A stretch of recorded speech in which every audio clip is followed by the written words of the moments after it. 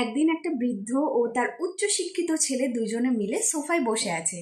আর সোফায় বসে থাকতে থাকতে হঠাৎ একটা কাক এসে বসলো। বসার পরে সে জিজ্ঞাসা করছে যে বাবু বলো তো এটা কি।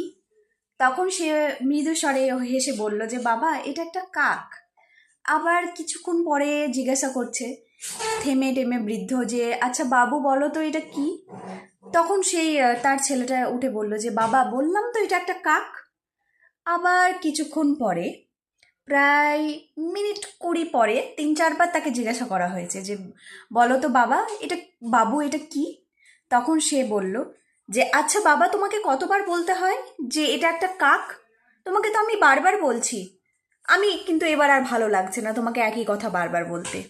তখন বৃদ্ধটা মুচকি হেসে সেখান থেকে চলে যেয়ে তার বাক্সর মধ্যে ছেঁড়া একটা ডায়েরি নিয়ে এসে একটা টুকরো ছেঁড়া ছেঁড়া টুকরোর মধ্যে লেখা ছিল যে তার ছেলে যখন 3 বছর বয়স সে তখন তার ডায়েরিতে প্রত্যেকটা মুহূর্তগুলোই লিখে রেখেছিল ছোট্ট ছোট্ট করে।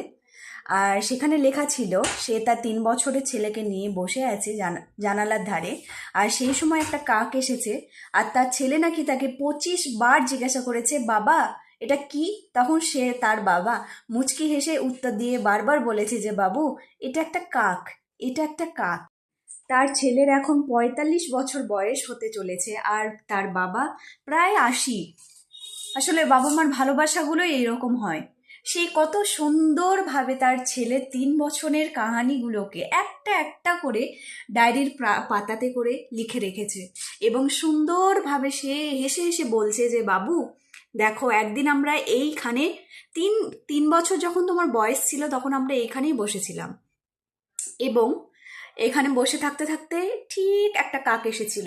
এবং কাক আসার পরে তুমি সেই কাকটিকে বারবার দেখে হেসে হেসে আমাকে জিজ্ঞাসা করেছিলে যে বাবা এটা কি, এটাকে কি বলে। তখন আমি 25 বার তোমাকে উত্তর দিয়েছিলাম হেসে হেসে যে বাবু এটাকে কাক বলে। আমি তো কই কখনো বিরক্তি দেখাইনি তোমার উপরে, আমার বরঞ্চ খুব ভালো লেগেছিল। তাই আমি ডায়েরির পাতাতে লিখে রেখেছিলাম। তোমার এই রকম সব কাহিনীগুলোকেই আমি আমার ডায়েরির পাতাতে লিখে রেখেছি। তাই বলি বাবা মার সঙ্গে কারো কম্প্রোমাইজ হয় না। তাদের ভালোবাসা তাদের ভালোবাসা কখনো ভাগ হয় না।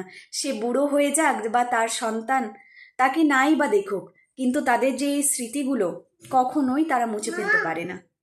তাই বাবা মাকে সব সময় ভালো রেখো।